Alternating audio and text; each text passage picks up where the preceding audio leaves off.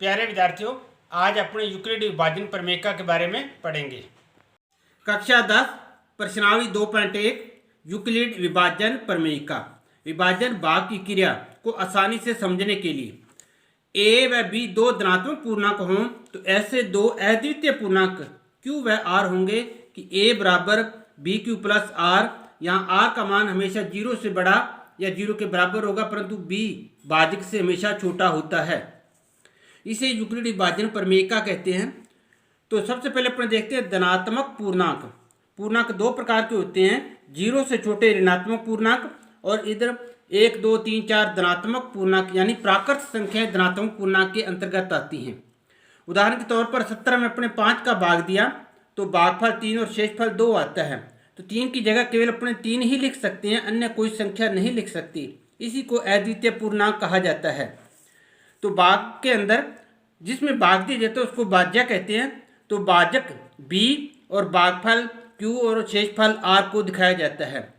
Euclid विभाजन प्रमेयिका का उपयोग कहाँ किया जाता है? इसके लिए यूक्लिड विभाजन एल्गोरिथम विधि के द्वारा, जिसको अपने कलन विधि भी कहते हैं, किसी भी संख्याओं का HCF ज्ञात करने के लिए यानी महत्तम समापवर्तक ज्ञात करने के लिए किया जाता है।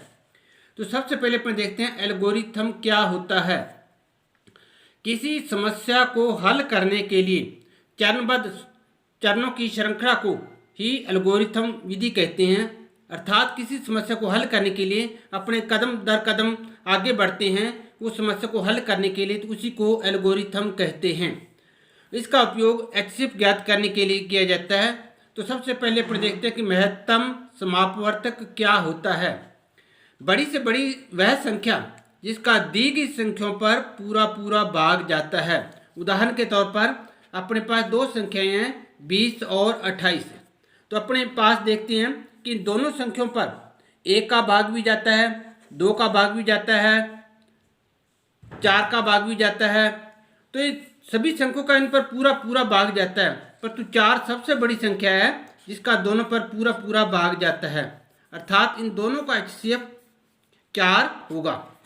तो यूक्लिड विभाजन विधि से अपने 210 और 55 का HCF ज्ञात करते हैं। तो सबसे पहले यूक्लिड विभाजन प्रमेयिका a बराबर बी क्यू प्लस आर।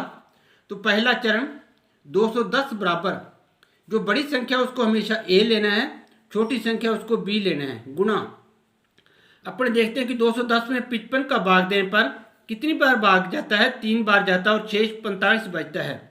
तो 55 गुणा 3 प्लस 45।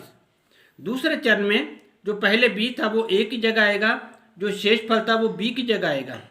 तो अपन देखते हैं 55 में 45 का भाग देने पर एक बार भाग जाता है और शेषफल 10 बचता है।